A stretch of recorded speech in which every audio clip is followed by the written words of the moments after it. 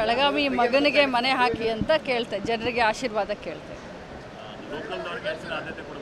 ಬೆಳಗಾವಿ ಮಗನ ಕೈ ಬಲಪಡಿಸಿ, ಬೆಳಗಾವಿ ಮಕ್ಕಳ ಕೈ ಬಲಪಡಿಸಿ ಅಂತ ಹೇಳ್ತಾ ಇದೆ. ಚಿಕ್ಕೋಡಿಯಲ್ಲಿ ಪ್ರಿಯಾಂಕಾ ಜಾರಕಿಹೊಳಿಗೆ, ಬೆಳಗಾವಿಯಲ್ಲಿ ಮೃಣಾಲ್ ಹೆಬ್ಬಾಳ್ಕರ್ಗೆ ಜಯಬೇರಿ ಬಾರಿಸಲಿಕ್ಕೆ ಆಶೀರ್ವಾದ ಮಾಡಿ ಅಂತ ಕೇಳ್ತಾ ಇದೆ. ಬಿಜೆಪಿ ವಿರುದ್ಧ ಅಸ್ತ್ರ ಅನ್ನೋದಕ್ಕಿಂತ ನಮ್ಮ ಬೆಳಗಾವಿ ಸ್ವಾಭಿಮಾನದ ಪ್ರಶ್ನೆ.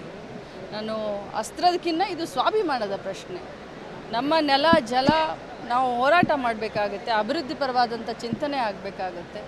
ನಮ್ಮ ಬೆಳಗಾವಿಗೆ ಕೊಟ್ಟಂಥ ಕೊಡುಗೆಗಳ ಬಗ್ಗೆ ಮಾತನಾಡ್ತಾರೆ. ಸತೀಶ್ ಜನರು ಭಾಳಷ್ಟು ಭಾವನಾತ್ಮಕ ಮಾತಾಡಿದ್ರೆ ಏನಂತಾರೆ, ಅವ್ರು ಬೇರೆ ಕಡೆ ಸೆಟ್ಲ್ ಆಗ್ಬೋದಾಗಿತ್ತು, ಆದರೆ ಈ ಒಂದು ಭವಿಷ್ಯನ ಅವರ ನಿಮಗಾಗಿ ಕೊಡ್ತಾ ಇದ್ದಾರೆ. ಪ್ರಧಾನ ಇರ್ಬೋದು, ಪ್ರಿಯಾಂಕಾ ಇರ್ಬೋದು, ಇಬ್ಬರು ಕೂಡ ಏನಂತಂದರೆ ಈ ಒಂದು ಚುನಾವಣೆಯಲ್ಲಿ ಅವ್ರ ಭವಿಷ್ಯವನ್ನು ಪರಕ್ಕಿಡ್ತಾ ಇದ್ದಾರೆ ಅಂತ. ಯಾವ ಥರ ಇದನ್ನು? ಖಂಡಿತವಾಗ್ಲೂ ಅದು 100ಕ್ಕೆ 100 ಸತ್ಯ. ತಾವು ಕೂಡ ಮಾಧ್ಯಮದ ನನ್ನ ಸಹೋದರರು.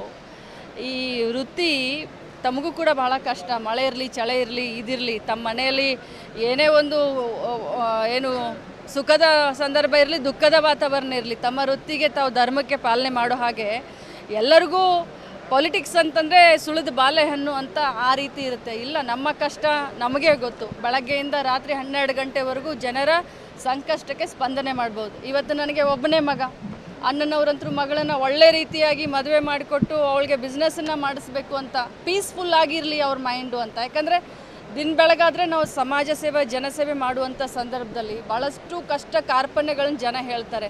ಸೊ ಜೀವನ ಪೂರ್ತಿ ನಮ್ದು ಅದೇ ಇದೆ. ಬಟ್ ನಾವು ಇಟ್ಸ್ ಅವರ್ ಚೂಸನ್ ಪಾತ್. ನಾವು ಇದನ್ನು ಬೇಡಿ ಬಯಸಿ ನಾವು ಪಾಲಿಟಿಕ್ಸ್ ಬಂದಿದ್ದೀವಿ. ನಮ್ಮ ಮಕ್ಕಳು ಫಾರಿನ್ನಲ್ಲಿ ಕರೆತು ಫಾರಿನ್ನಲ್ಲಿ ಸೆಟ್ಲ್ ಆಗ್ಬೋದಾಗಿತ್ತು, 6 ತಿಂಗಳಿಗೊಮ್ಮೆ ಫಾರಿನ್ ಟ್ರಿಪ್ಗೂ ಹೋಗ್ಬೋದಾಗಿತ್ತು.